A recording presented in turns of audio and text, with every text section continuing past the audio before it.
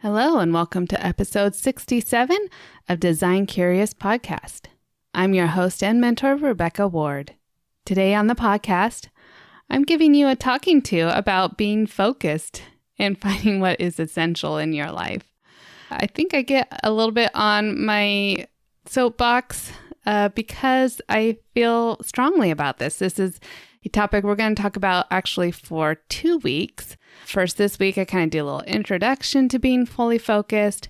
And then next week, we're going to have guest Sierra Collins, who has been my full focus planner coach over the last year, to talk even more about why maybe this is something you should try, whether you're using the full focus planner or some other planner or some other method. But it is important to have focus in your life. So we'll talk about that a little more in the episode.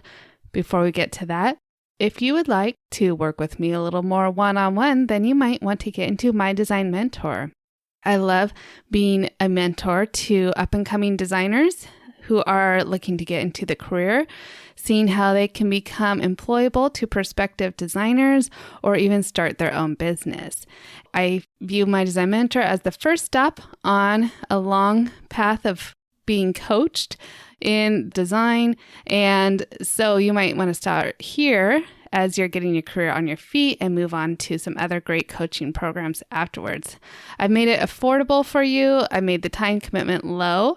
So I think it's something that you can get in, get the most out of, and get your career started. So if that's something you're interested in, see the show notes for links to My Design Mentor.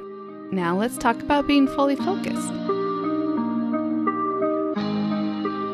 You're now listening to Design Curious, a place where you, creative one, are here to learn about what it really is like to be an interior designer.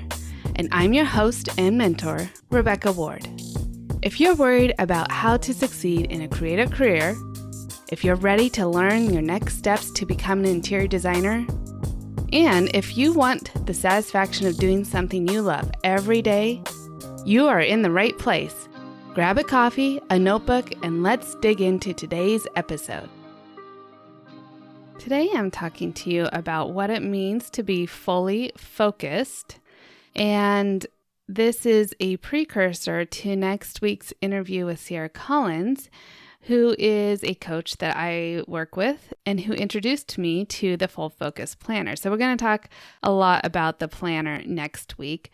Before we get to that interview, I wanted to talk about what it means to be fully focused, why you need to be focused, and as you're considering a career in interior design, focus is going to be one of your best friends because you are either coming from another career or you are starting out and you're going to need to do a lot of work to get your career up and running. So there's going to be no downside to being fully focused on becoming an interior designer. Now, some of the things I have noticed as I've been mentoring or had potential mentees reach out to me is sometimes they don't actually want to do the work. I mean, you're interested in the career of design, but you need to do your research. You need to know what you're getting into with eyes wide open as to the ups and downs of the career. And I honestly think My Design Mentor is the best environment for that because, like I said before, this is an introduction to coaching. I'm not necessarily a coach. I'm not certified or anything like that, but I am doing a mentorship. And what mentors do is that they show you what's worked for them and they help you get on your way and answer all the questions you might have along the way to get to your starting line, to get to the starting blocks. And so that's what my purpose is there. So like I talked about before in episode 63 that went into all the things of My Design Mentor is that in there I have the 12 modules. I have 12 downloads and worksheets that you can work on to really get a great understanding of what the career is like.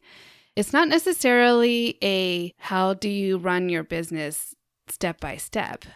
I touch a little bit on business practices, yes, and I tell you what works for me, but not everybody's going to be starting their business from scratch right out of the gate. A lot of you are needing to work for other designers and other people, and I'm helping you get to that point where you become employable to a potential designer. And a lot of the information I have in those 12 modules are really going to help you along the way. And I find that some of the people are not wanting to read them or get into them. So what I'm trying to say is that you need to have a goal in mind. So say your goal is to become an interior designer. Then you're going to lay out how to achieve that goal and stay focused daily on those goals and break it down step by step. That's why I originally created the program to be one module per month. It was a 12-month program because I feel like that's a great pace to take it at. Of course, if you don't have much going on in your life, you could definitely be a lot more focused and do it more quickly. But take that month, lay it out and say, okay, this month I'm going to read the worksheet and then I'm going to go through again and take notes the next week. And then I'm going to write down what my questions are for Rebecca. And then I will schedule a call and meet with her on the 4th week. You have to lay things out systematically like that, or it's never going to get done. And so that's what the Full Focus Planner has really helped with. I'm going to talk about my journey next week a little more along with Sierra about how the Full Focus Planner has been really impactful in my own personal and business life in this last year, as well as for my team, which I had them go through the exercise of learning how to use the planner and implement it in their lives. And to be honest, I was really resistant of having a physical planner. I mean, I hadn't had a physical planner since like early 2000s. And I just felt like even then I would write down things for about a month and then I would forget about it, or I'd leave the planner at home. And it's just not going to be a helpful tool if you're not taking it with you everywhere. But one of the things I do love about this planner and not having it digitally is that I use both. So I definitely have a digital calendar and it keeps me on track. And I have the Asana that I use in my business for all the tasks that I need to do. But what I can do is I go into Asana every day and look at the tasks, and then I can write down in my planner the top 3 things that need to get done. And then I'm focused on those first and foremost.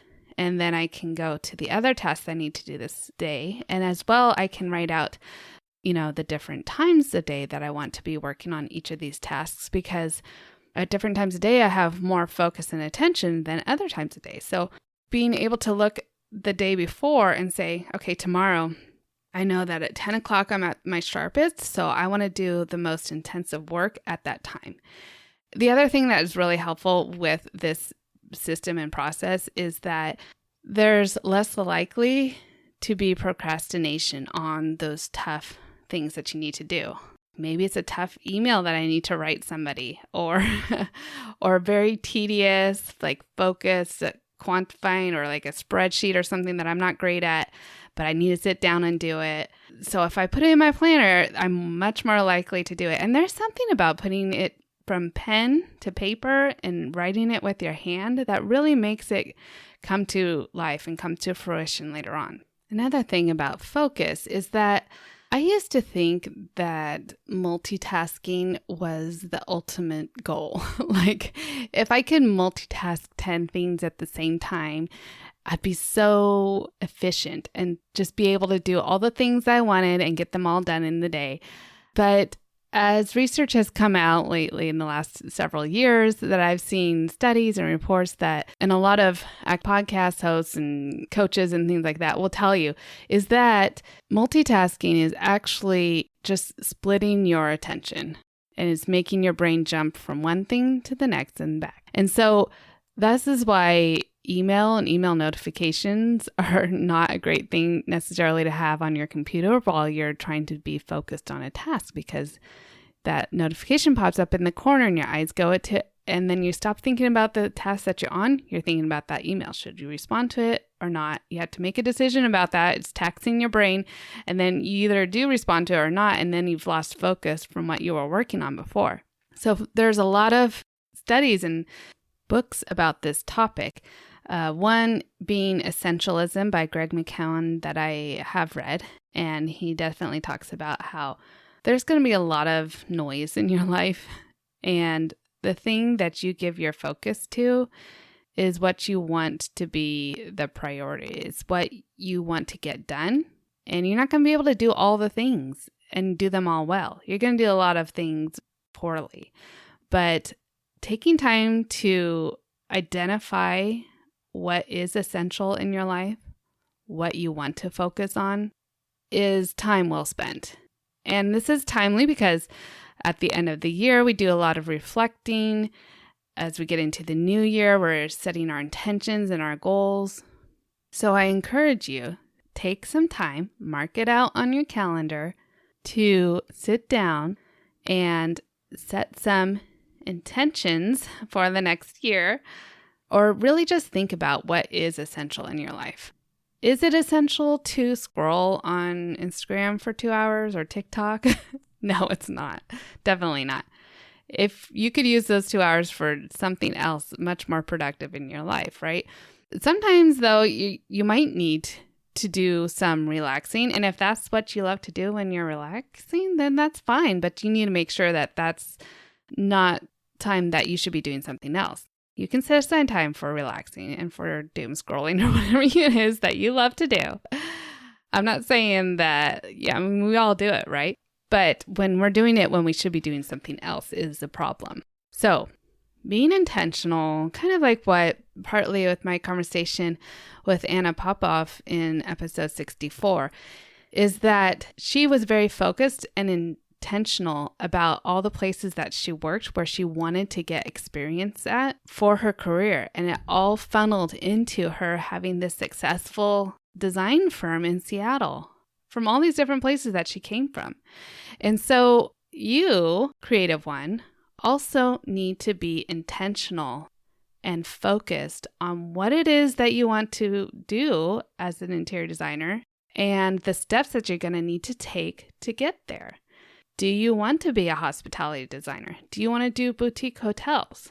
Then you're going to have to write down what steps, what's going to help you become the best hospitality designer that you could be. That's going to give you the most fulfillment. Who do you need to talk to? Who do you need to work for? What places do you need to visit? What products do you need to know about? What classes do you need to take? What trade shows do you need to go to? So these are things that don't just happen by accident. You have to focus. You have to spend the time getting to that point. So next week, I'm going to be talking with Sierra Collins. We'll be talking about the Full Focus Planner. You might want to try it for a year like I did and understand that there are benefits to actually having a physical planner that keeps you on track. So meanwhile, this next week, take some time. Think about what you should be focusing on. What deserves your full focus? And we'll meet back next week and talk a little bit more about it.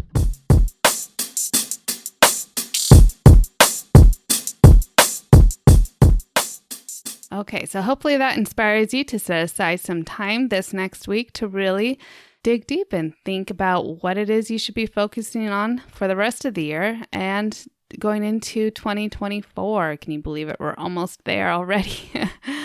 So I've got some great episodes planned for the rest of the year, including next week we have Sierra Collins talking about the Full Focus Planner, as well as just being focused in general, and some other fun episodes for you as we close out 2023. Don't forget, I have some free downloads for you, the 3 things I wish I had known before I started my career in interior design, and the roadmap to interior design, as well as a fun quiz you can take to find out which type of interior design you should be doing. All of that is meant to help you get you started on your career in the right way. So, until next time, Creative One, stay curious and creative. Thanks for listening. If you love this episode, please leave a rating and a review. This helps me reach other curious creatives like you. If you have a topic request or would like to contact me, simply head over to my website, rwarddesign.com, or email me at podcast@rwarddesign.com.